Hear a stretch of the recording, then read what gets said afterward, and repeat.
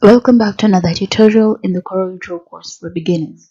In this class, we're going to look at Dockers. Now, Dockers are found on your right side of the CorelDRAW window.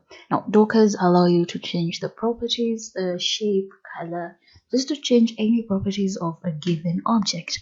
And they're called Dockers because you can displace them from there, then you can pick them back and put them there. So kind of docking.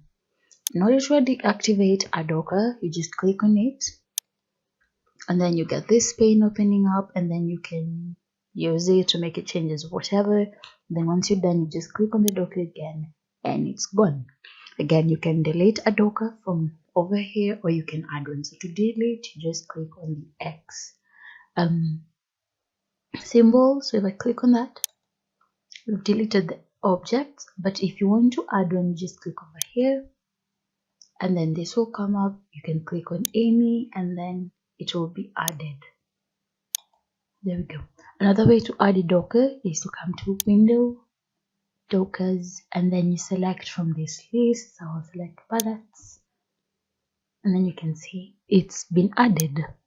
So go ahead and try this out and see how this will work out for you. And then from here you can use the Dockers to do whatever you want on your project.